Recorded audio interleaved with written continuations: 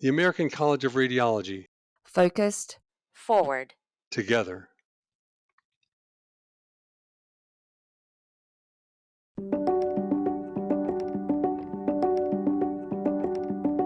Welcome to the second video in the Parenting and Radiology series.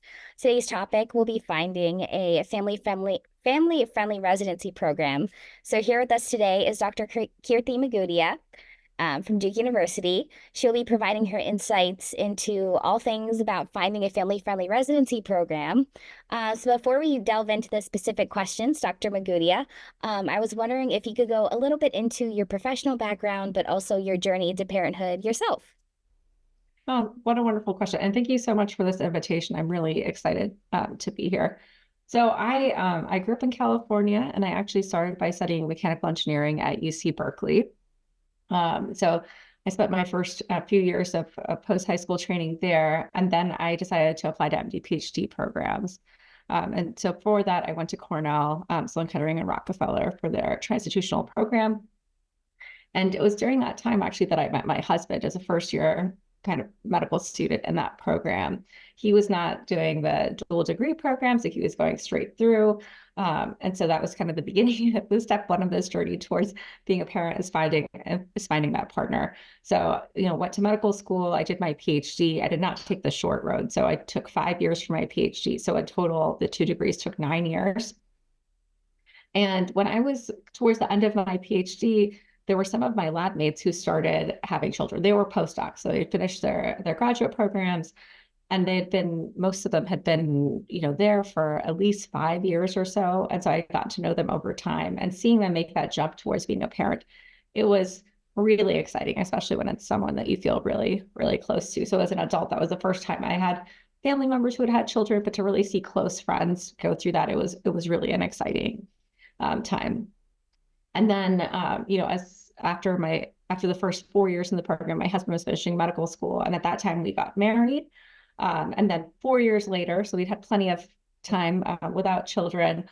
He was finishing residency, and I was pregnant with our first child. And so this was around, I was due to have the baby during my 4th year of medical school. So in the fall of the 4th year. So I basically got all of my requirements out of the way.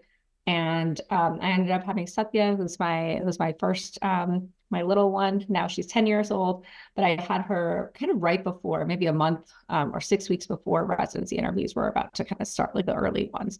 And so I felt really lucky because I had a lot of flexibility at that time, but it did get hectic during interviews. Then, she was about 7 months old when I started internship at Sloan Kettering.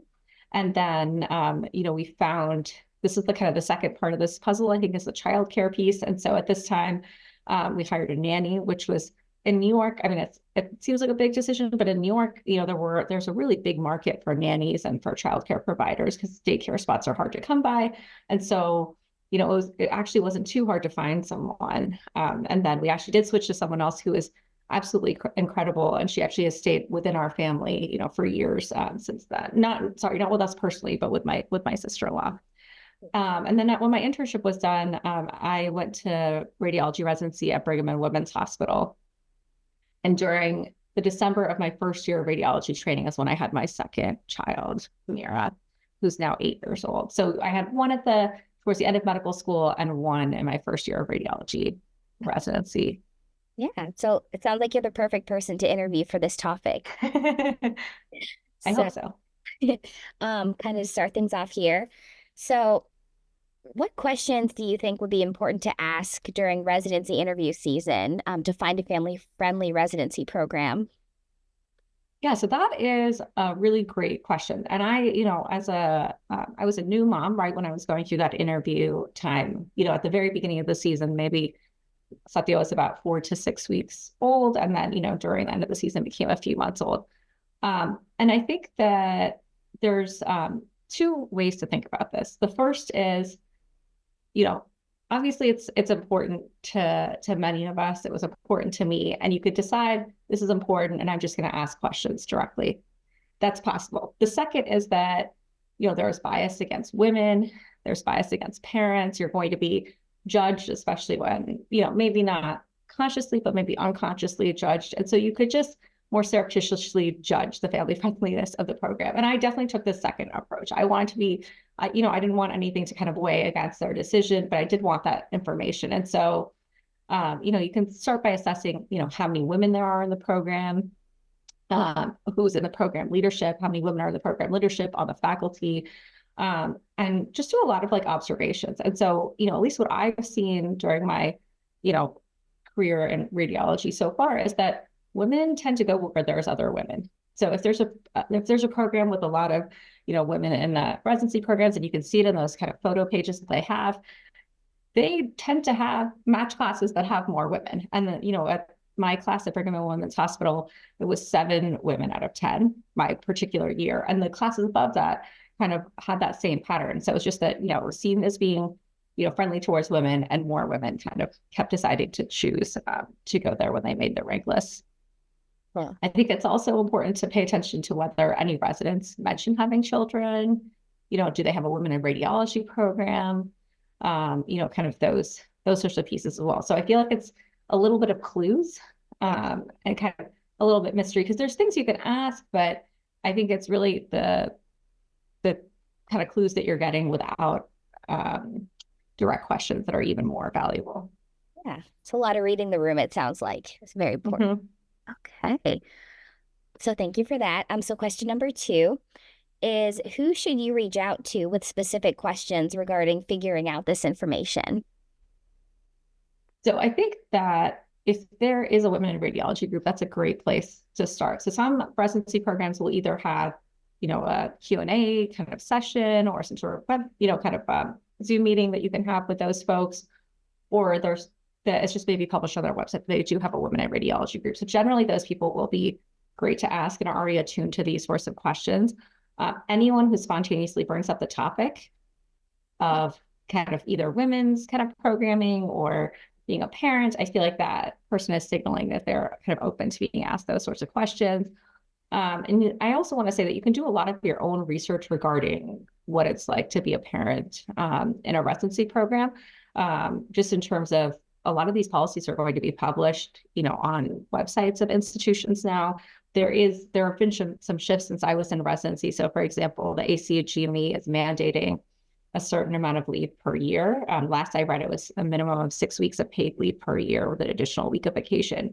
So that should be the floor. But I think more and more residency programs and institutions are kind of publishing their policies and making it clear what's available. And so you can kind of look some of those things up.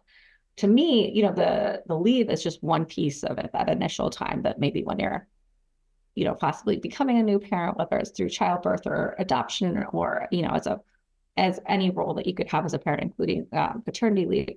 But then there's the part that comes next, which I think is actually much harder, because it's longer, it's sustained, and thinking about the childcare and how you're going to take care of this child. And so to me, I had a lot of focus in terms of, what is the daycare? What is the institutional childcare like? Do they have subsidies? Where is it? How easy is it going to be to take that child back and forth from that daycare? So a lot of that you can figure out online. You can ask as well for people who are signaling their children, and ask what their childcare options were and if they know information about it. But I think, those are the things that you're going to day after day have to figure out, can I drop my child off and get to work on time and get back to pick them up?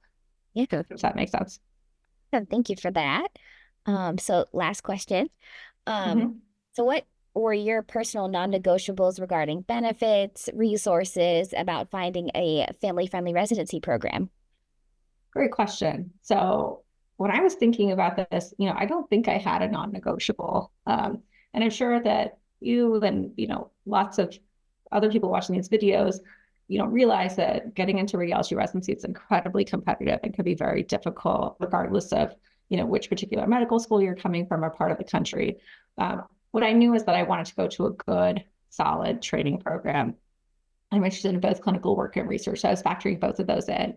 I had this 1-year-old at a time, and, I really went with my kind of gut instinct about where, I thought that I would be comfortable and supported. And so I think that's really the most important thing. But at the end of the day, given how competitive, residency applications and the interview processes, I would recommend not necessarily having a non-negotiable. There are some floors that are, and that are built in. And I think, maybe once you get past that interview stage and you know what your options are, that would be a good time to kind of take some of those into account for your rank list and then kind of get some advice at that point. But I don't want to recommend that anyone, reduce their options prematurely. All right. Well, that concludes the interview portion. So thank you so much for your time and expertise. I really appreciate it.